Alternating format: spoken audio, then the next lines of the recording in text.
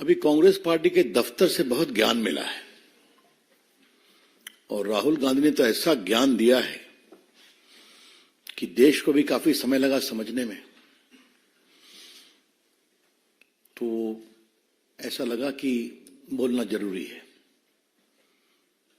हमारे सम्मानीय राष्ट्रीय अध्यक्ष ने भी एक ट्वीट किया, आपको पता ही है, देखा होगा आपने।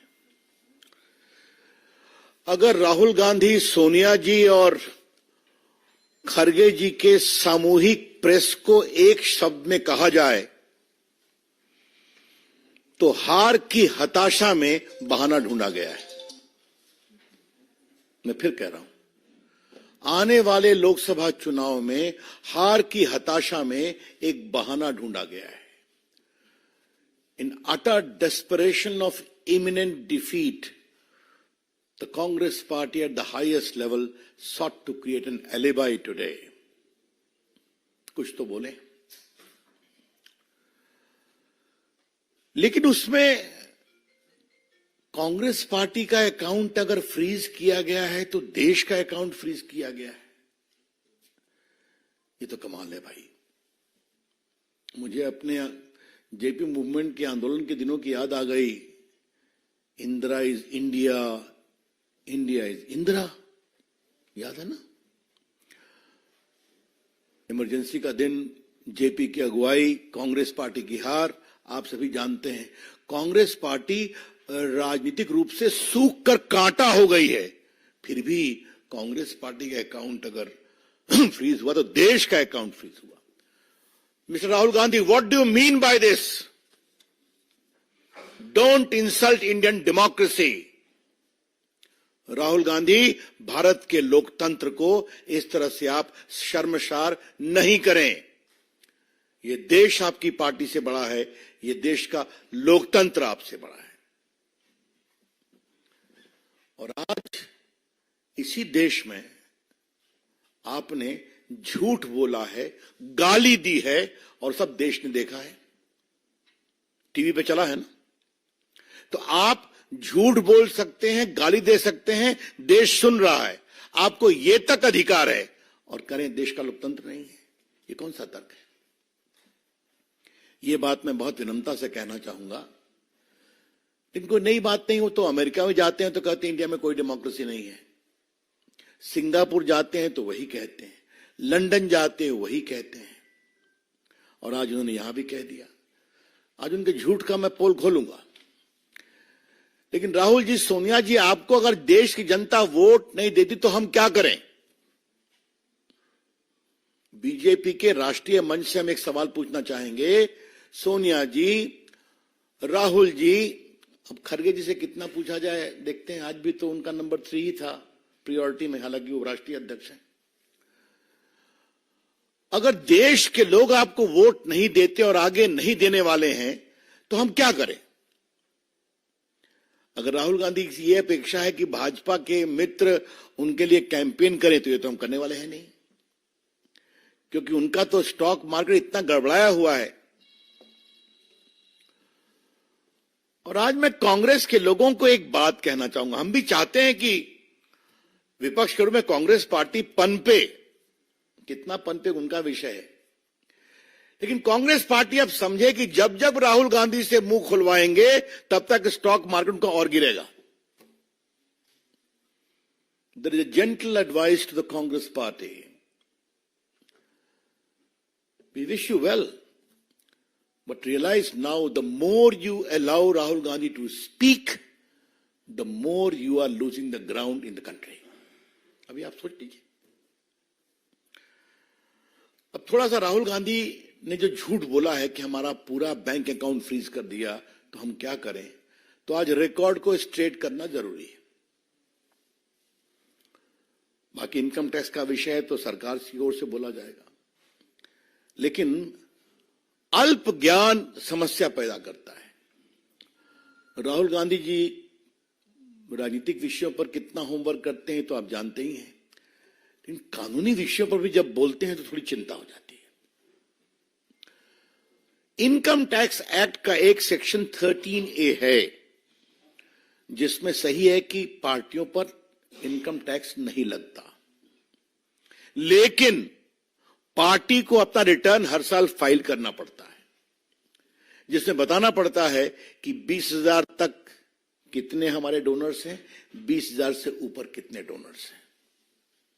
और अगर आपने ये नहीं फाइल किया हर असेसमेंट ईयर में, तो आपका ये एग्जम्पशन खत्म हो जाता है। ये है section 13A।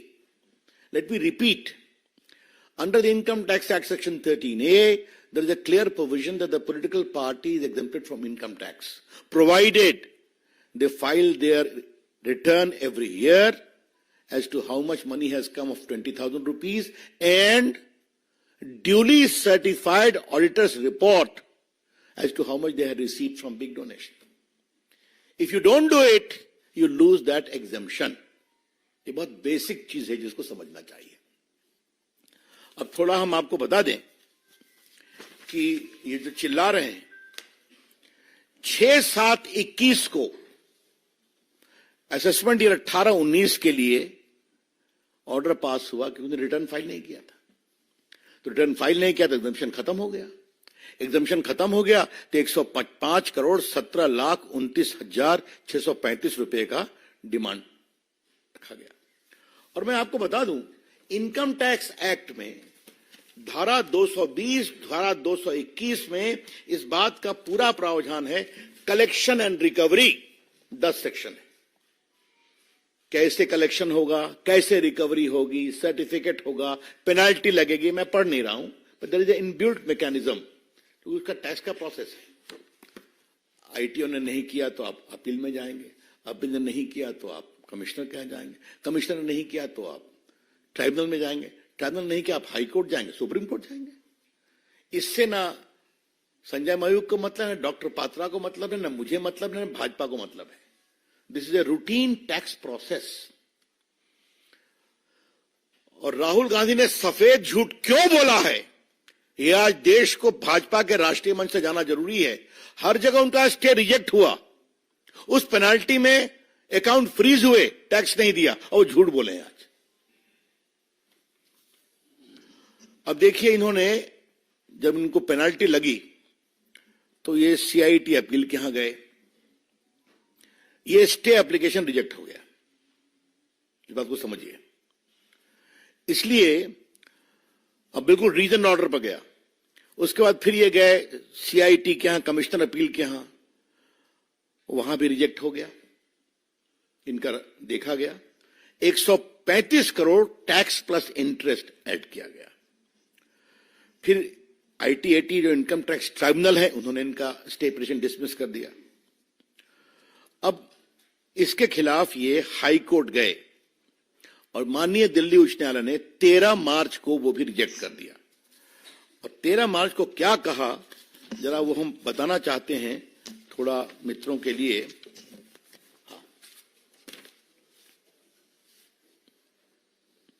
Court remarked that it was badly handled matter and somebody from the Congress office went to sleep right from 2021.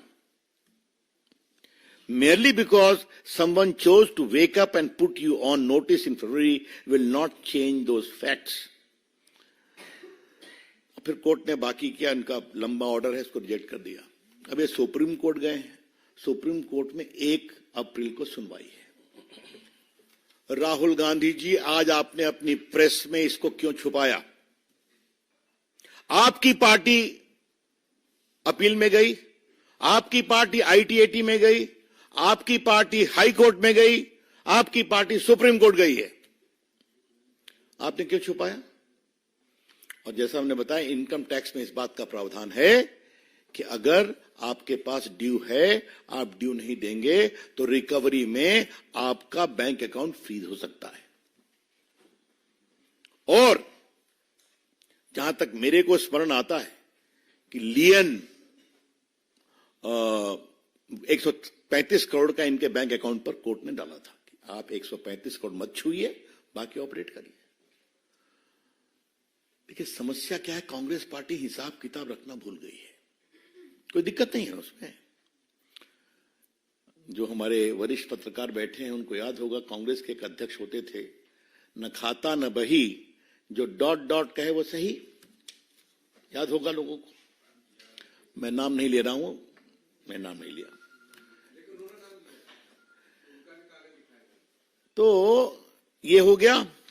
अब मैं आपसे कहना चाहता हूं कि ये उनका 95 में 53 करोड़ लगा था, और उसके बाद बाकी भी इनका 14, 15 से 20, 21 मैंने बता दिया। और ये सारी बातें जो चल रही हैं, इलेक्टोरल बॉन्ड्स पर भी कहा है, बाकी कहा है, मेरे डॉक्टर पात्रा उस पर बोलेंगे, क्योंकि बहुत धन्यवाद। हाँ, बस 2 मिनट और। Don't become impatient like Rahul Gandhi. Of course not, sir. Cool. तो मैं कह रहा था कि ये क्या मतलब है इसका, कितना झूठ बोलेंगे राहुल गांधी आप। और आज राहुल गांधी ने कोर्ट के बारे में कहा है, इलेक्शन कमीशन के बारे में कहा है, मीडिया के बारे में कहा है, सब चुप हैं। Rahul Gandhi ji, please apologise for castigating these institutions. आप कोर्ट गए हैं ना, दिल्ली हाई कोर्ट में रिजेक्ट हुआ है ना आपका, सुप्रीम कोर्ट में 1-4 को सुनवाई है ना आपकी, आप आईटी अपील में गए ना, आप ट्राइब्यूनल में गए ना, तो आप कोर्ट के प्रोसेस में गए कि नहीं गए? तो आप कैसे कह रहे हैं कि कोई सुनवाई नहीं हो रही है आपके? वैसे क्या कहा जाए, मैं तो आपसे कई बार बात कर चुका हूं, इस परिवार ने किस तरह से नेशनल हेराल्ड की 5,000 करोड़ की संपत्ति हथिया ली, वो भी केस चल रहा है, चर्चा कर चुके हैं कि बिना सिर्फ 50 लाख के इन्वेस्टमेंट पर 5,000 करोड़ की संपत्ति परिवार ने ले ली, जिस ट्रस्ट में सोनिया जी और राहुल गांधी के 76% शेयर थे। तो मित्रों, मुझे लगा कि देश को यह बताना जरूरी है। तो राहुल गांधी जी, आपकी हार तय है, सोनिया जी आपकी हार तय है। देश मोदी जी के साथ आगे बढ़ना चाहता है। आज आपने दुनिया में भारत के लोकतंत्र को बदनाम किया है।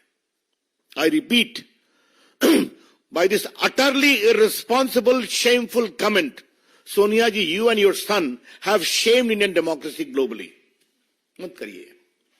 हमें भारत के लोकतंत्र पर गर्व है, हमें भारत की मीडिया पर गर्व है, हमें भारत के न्यायपालिका पर गर्व है। अभी तो देखा इलेक्टोरल बॉन्ड में फैसला हुआ कि नहीं हुआ? हुआ, बाकी होता है। यही तो देश है।